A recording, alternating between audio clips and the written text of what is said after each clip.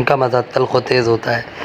کنکول کا مزاج گرم خشک ہوتا ہے، لیکن حقیقت یہ ہے کہ اس کا مزاج گرم تر پایا جاتا ہے، کیونکہ یہ پیشاب کو بھی کھول دیتا ہے اور پیشاب کی سوزش کو بھی رفع کرتا ہے۔ نحمدہ ونصلی ونسلم علی رسولہ الکریم، اما بعد، فاعوذ باللہ من الشیطان الرجیم، بسم اللہ الرحمن الرحیم۔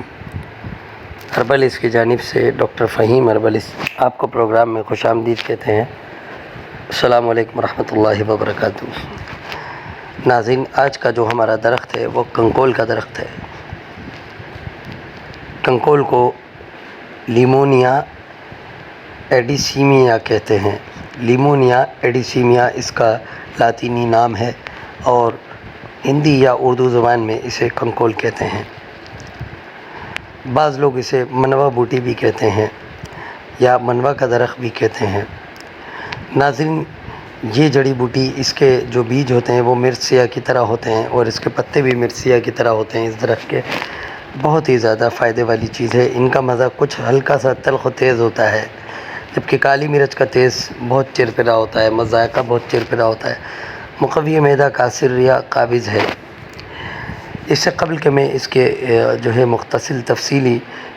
اس کی تفصیلی گفتگو آپ سے بیان کروں، میں یہ ضروری سمجھوں گا کہ ڈاکٹر فہیم ہربلس کی طبی خدمات سے آپ کو آگاہ کروں۔ آپ سوراب کوٹ JDC آفس کے سامنے ہربلس کلینک کرتے ہیں، دبئی کویت جدہ میں بھی کلینک کرتے ہیں۔ آپ مارننگ شو کرتے ہیں K21 اور GTV پر۔ آرٹیفیشل انٹیلیجنس کے ذریعے ساری دنیا میں ادویات کی ترسیل کی جاتی ہے۔ یہ تھا مختصر تعارف۔ ڈاکٹر فہیم ہربلس کا مزید رہنمائی کے لیے نیچے دیے گئے نمبر پر رابطہ کر سکتے ہیں۔ آئیے بات کرتے ہیں کنکول کے درخت کی۔ کنکول کا درخت متوسط قد کا ہوتا ہے، تقریباً 12 سے 20 فٹ تک یہ بڑھ سکتا ہے۔ زیادہ تر جو ہے چیکو کے باغ یا ایسی جگہوں پہ پایا جاتا ہے۔ اس کے علاوہ اس کی ایک اور قسم ہے جس کے پتے بہت بڑے بڑے ہوتے ہیں، ان کا مزہ تلخ و تیز ہوتا ہے۔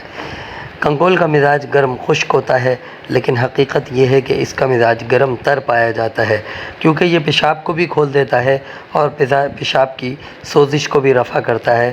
اس کے علاوہ مرض شیاٹیکا یا مرض عرق النساء میں بھی بہت زیادہ مفید ہے۔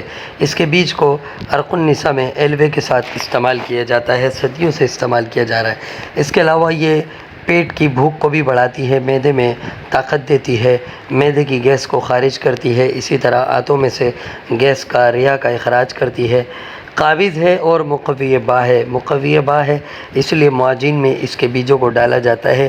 لبوب صغیر میں اس کے بیجوں کو خاص طور پر ڈالا جاتا ہے اور ان کا استعمال صدیوں سے کیا جا رہا ہے۔ اس کے علاوہ ضعف معدہ، ضعف اشتہا، معدے کی خرابی اور بھوک کی کمی میں اسے بہت وقت سے استعمال کیا جا رہا ہے۔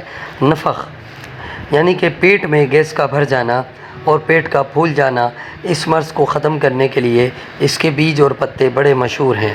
اس امر میں اسے کالی مرچ اور لاہوری نمک کے ساتھ استعمال کیا جاتا ہے۔ ناظرین، یہ تھا تفصیلی تعارف کنکول کا۔ اسی کے ساتھ ڈاکٹر فہیم کو اجازت دیں۔